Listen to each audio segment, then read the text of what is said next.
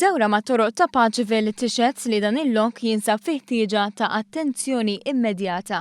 Żgur li l-affarijiet ma jistgħux jibqgħu kif huma għaliex il-post tħalla jiżviluppa mingħajr pjan fejn minkejja kull sforz li jsir dejjem tinħass dik xi ħaġa nieqsa. Joseph Oliva, resident f'Paċivil, għalilna li residenti ilhom snin twal jistennew li ssir xi ħaġa. Mela jiena nista' ngħidlek biċċi minn qudiem, ir-residenti qed ngħixu ħajja diżastruża. Ma nistgħux ngħixu fil-paċi hawnhekk.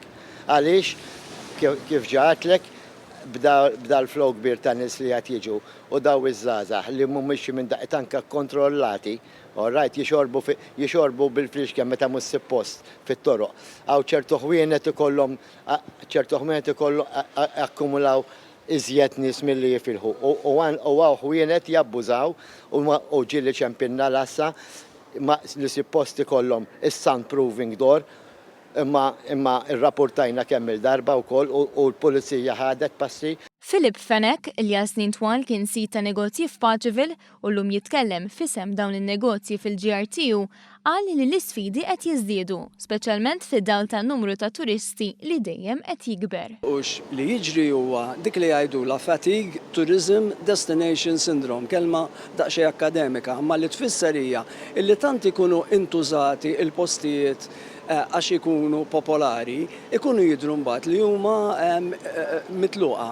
U biex inti tirrispetta post, il-post li tkun rispettabbli, u mbagħad hemmhekk tidħol il-kwistjoni ta' kriminalità wkoll. In-nuqqas ta' pjanar tul is-snin joħroġ minn nuqqas ta' faċilitajiet. Li jista' bniedem jittieħed il-qorti għaliex peress li m'għandniex toilets, it-toilets jispiċċaw bħalma rajtu jew fuq is-suntil tal-Knisja jew nkella fil-parapetti tan-nies. Il-problema li għandna wkoll hija public toilets. L-erja m'hemmx hemm public toilets pereżempju. Dik hija importanti, jridu bil-fors jużaw l-istabilimenti. Imbagħad hemm talbiet li huma ikbar. Joseph Oliva qal li traffiku ma jistax jibqa' jgħaddi minn triq waħda. Impossibbli li nibqgħu b'dil ħaġa li triq tal-Knisja tiġi il-ħruġ l-unika triq li hawn ħruġ minnha. Ilhom isiru studji, jiddispjaċini kemm għandhom munkaxkru saqajna fuq għadil affari. Jekk Alla ħares qatt bħalma ġieli ġara l-ġimgħa l-oħra jien resident smajta jiena l-abbunanza. Dan meta xar minuti nwaħla Church Street. Ix-xewqa tar-residenti minn dejjem kienet li f'Paċivil ikun hemm iktar ordni u minflok ikomplu jinfetħu iktar bars u ristoranti jinstab post għal żona ta' rikreazzjoni. Night clubs u bars hawn ħalli ħajsiru imma taf li pereżempju aħna m'għandniex pereżempju fejn imorru daqsxejn park għall-anzjani hawn.